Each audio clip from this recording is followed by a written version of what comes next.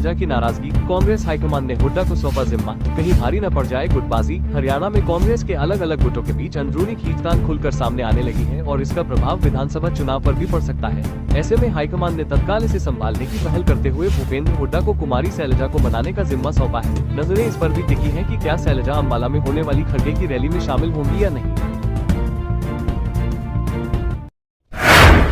जंतर मंतर जहां से शुरू हुआ था भ्रष्टाचार के खिलाफ आंदोलन, राजधोने भी वहीं पहुंचे केजरीवाल। जनता के बीच अपनी छवि सुधारने के लिए अरविंद केजरीवाल उसी जंतर मंतर पहुंचे जहां से 2011 में भ्रष्टाचार के खिलाफ अन्ना आंदोलन शुरू हुआ था। आप नेताओं पर लगे भ्रष्टाचार के आरोपों को धोने के लिए जनता की अदालत में केजरीवाल अभियान की शुरुआत की। क्या जनता केजरीवाल और उनकी पार्टी पर फिर से भरोसा जताएगी? इसके लिए अगले साल होने वाले विधानसभा चुनाव में ही पता चलेगा। जाति के आधार पर तैनात किए जा रहे एसडीएम व बीएलओ, अखिलेश यादव का दावा, फिर भी सभी 10 सीटों पर जीतेगी सपा। सपा अध्यक्ष अखिलेश यादव ने भाजपा पर एसडीएम व बीएलओ की जाति के आधार पर तैनाती करने का आरोप लगाते हुए कहा कि भाजपा विधानसभा उपचुनाव में सभी 10 सीटें हारेगी। उन्होंने कहा कि पीडीए पिछड़ा दलित अल्पसंख्यक बड़ी लड़ाई लड़ने जा रहा है। भाजपा सरकार में भ्रष्टाचार चरम पर है और किसानों को न्यूनतम समर्थन मूल्य नहीं मिल रहा है।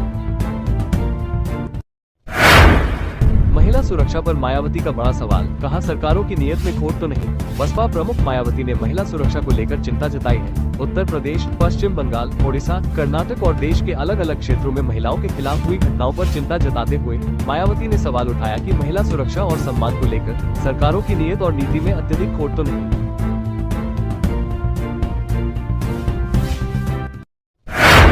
अपनी ताकत और कमजोरियों को जानते हैं सच्चे नेता, ऐसा क्यों बोले सीजेआई डीवी चंद्रचूड़। प्रधान न्यायाधीश डीवाई चंद्रचूड़ ने रविवार को कहा कि सच्चे नेता अपनी ताकत और कमजोरियों को पहचानते हैं और वे अपनी ताकत का इस्तेमाल दूसरों को आगे बढ़ाने में करते हैं, जबकि अपनी कमियों को दूर करने के लिए मदद लेते हैं। National law school of India university के 32वें वार्षिक दीक्षा समारोह में बोलते हुए जस्टिस चंद्रचूड़ ने व्यक्तित्व और धैर्य के साथ निर्णय लेने के महत्व पर जोर दिया।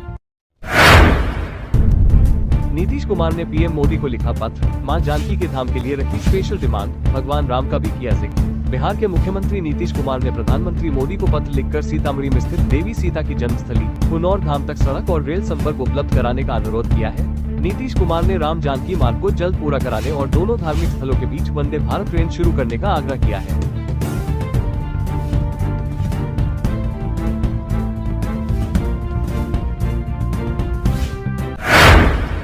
एसडीएम के पेशकार ने ली 50,000 की रिश्वत, आईएएस रोशन जेकब ने कर दिया निलंबित, कई और अधिकारियों पर भी गिरी गाज। उत्तर प्रदेश में भ्रष्टाचार के खिलाफ बड़ी कार्रवाई करते हुए मंडलायुक्त डॉक्टर रोशन जेकब ने एसडीएम सदर के पूर्व पेशकार निर्भय सिंह को 50,000 रुपए की रिश्वत लेने के आरोप में निलंबित किया। पीड़ित ने समाधान दिवस पर अपनी व्यथा सुनाई, जिसके बाद मंडलायुक्त ने तुरंत कार्रवाई के निर्देश दिए। समाज कल्याण विभाग की सुपरवाइजर को भी आरोप पत्र जारी किया गया।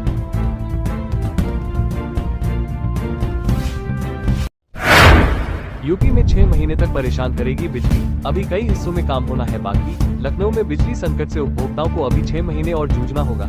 सुबह 10 बजे बिजली काट दी जाती है और शाम 5 बजे तक नहीं आती। एरियल बंच केबल एबीसी के काम में देरी के कारण यह समस्या बनी हुई है। एक मोहल्ले में कई दिन बिजली कटौती हो रही है। इससे लोगों को बिजली के साथ ही पेयजल संकट का भी सामना करना पड़ रहा है।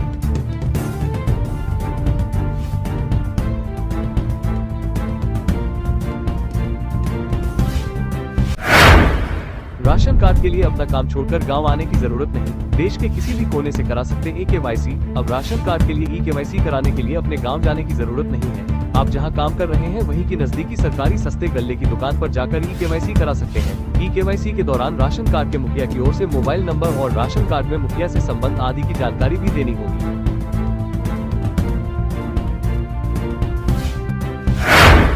यूपी में बिजली विभाग का ताबड़तोड़ एक्शन, एक ही दिन में 54 मुकदमे दर्ज, शहर से लेकर देहात तक चेकिंग। अलीगढ़ बिजली विभाग ने बिजली चोरी के खिलाफ अभियान चलाया और एक ही दिन में 54 मुकदमे दर्ज किए। 1 दर्जन टीमों ने शहर से लेकर देहात तक चेकिंग की। विभाग ने उपभोक्ताओं से बकाया बिलों का भुगतान करने की अपील की है। साथ ही 15 लाख से ऊपर के विवादित बिलों पर सुनवाई 24 सितम्बर को होगी। कुछ क्षेत्रों में बिजली आपूर्ति बाधित रहेगी।